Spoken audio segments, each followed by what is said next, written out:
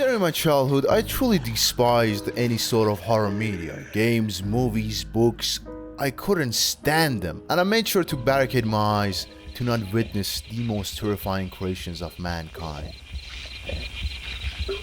AKA Gary's Mod Horror Maps. And I did it pretty successfully. I avoided a lot of horror shit, but unless if I was pressured by society, aka a bad group of friends that made me watch a scary movie or a scary video or play a scary game, or if they felt a little bit too goofy, they jump scared me with the Jeff the Killer picture, which made me feel blue in a kind of yellow way. I was a pussy, man. I was the wimpiest piece of shit child that couldn't even stand Jeff the Killer.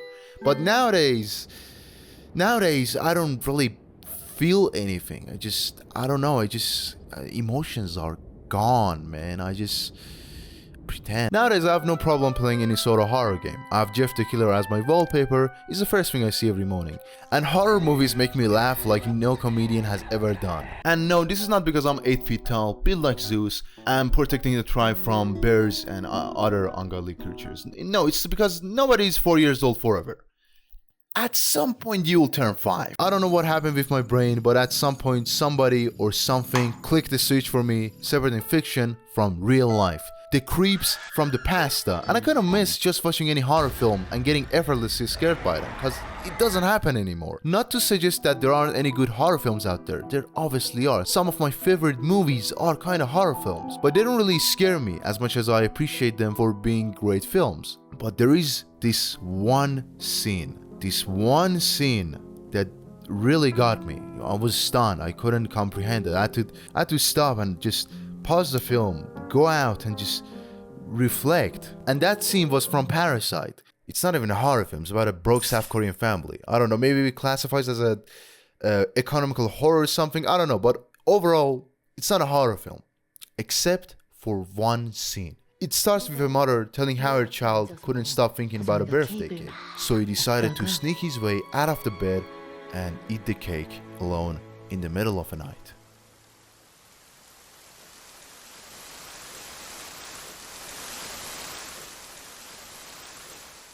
I know someone being in your house is not the most original concept, but the execution here is nothing short of perfect. It puts you in the perspective of a helpless, scared child, and that's exactly what horror should do.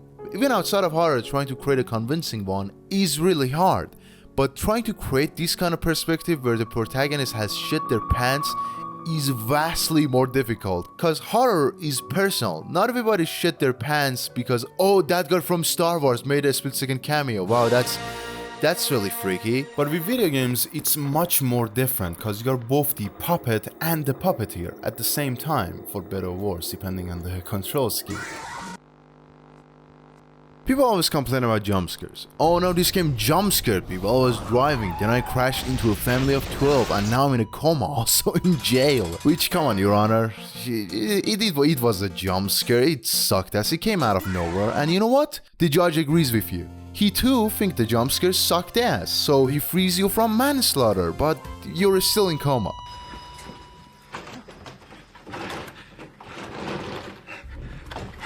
In films, the jump scares that always gets me are the ones that don't happen at all. It's locked.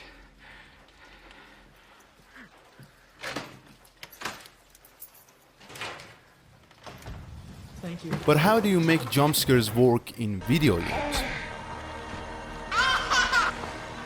Though back in the prehistoric times of the early 2010s, there were a lot of small indie horror games going viral because of YouTube, and one of these games was Slender the 8 Pages. Now, for just mentioning Slender, people are writing in the comment section, they are calling me names, they are telling me that I should go back to making fucking Shrek videos. I get it, it's not elevated horror, whatever the fuck that means, but it's a very simple, straightforward game that achieves its goal. The rules are simple. You have to find 8 pages, as the name of the game suggests, and don't look at the guy who is always watching you, who is also called Slender. Which doesn't sound that bad, but then you realize your character walks with the speed of an old snail. And when you want to run, it lowers the flashlight that you use, which sucks in a game that you already know somebody's always watching. Making an entire game around a jump scare happening is not a good idea, but making it about avoiding the jump scare could turn out to be more engaging and more fun. Another advantage that most video games have is failure or dying, but they don't really utilize it very well. In most games, especially nowadays, if you die, you can just respawn right there. It's barely anything. But in some games, if you die, that's it, you died. And that gives you the urge to survive no matter what. Especially if the game has a thing like an encryption system that you have to go around and search for it and go all the way back to your safe room, survive all the dogs and zombies and spiders, and then get to a typewriter. Resident Evil 1 is not the scariest game in concept, but you still play in fear because of the insanity of the people who made such insane fucked up mechanics. In most games, when you find a shotgun, you're like, oh, I got a shotgun, that's cool. But in Resident Evil 1, when you find a shotgun, you're like, okay, I don't have enough space, so I gotta go all the way back to the safe room and survive dogs and zombies. Fuck off, Dad, please.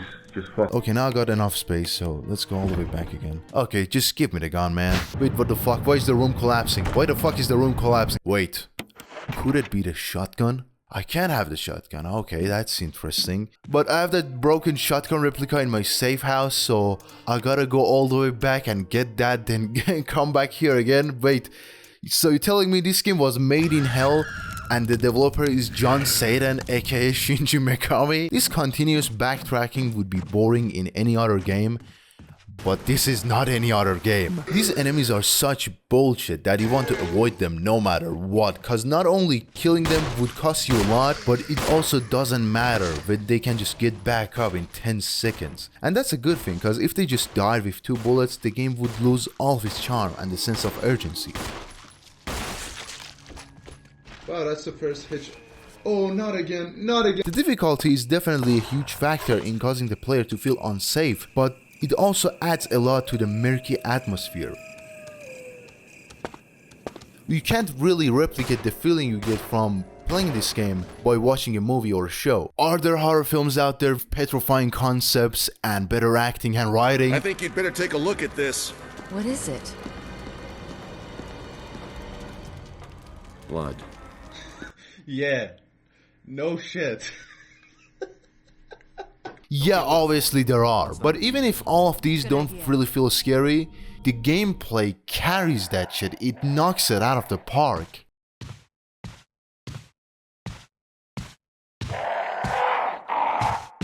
Feeling unsafe is not exclusive to horror games.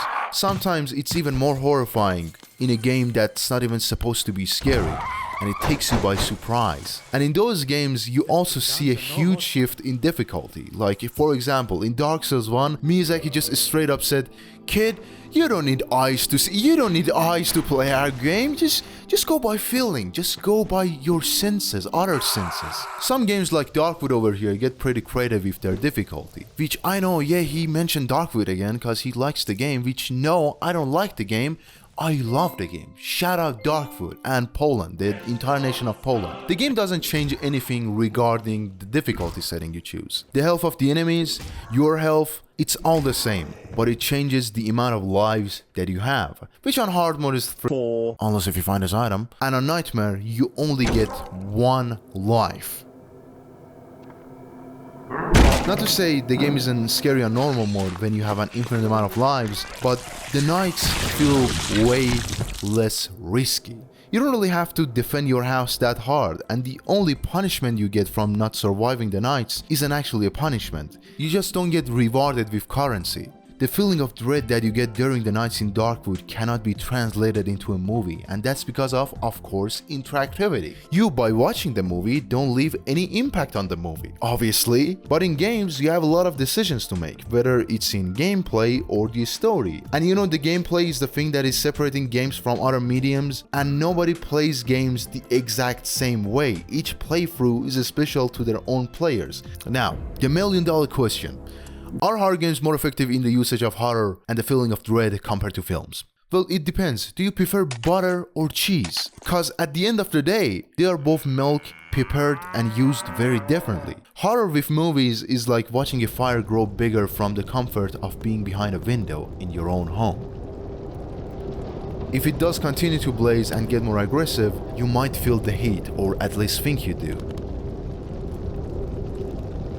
But with video games, you wake up in a room with a door.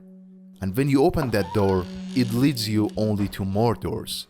And when you open another door, it just goes on and goes on and goes on. At some point, everybody will open the last door. But nobody goes in the exact same sequence of opening doors as you did. So this makes the decisions that you made much more personal, and it involves you much more. The feeling of true horror is the hardest feeling to really extract out of someone. And it's no wonder why so many creative geniuses started out with horror as their genre of milk and dairy product. And yeah, what kind of dairy products you guys like?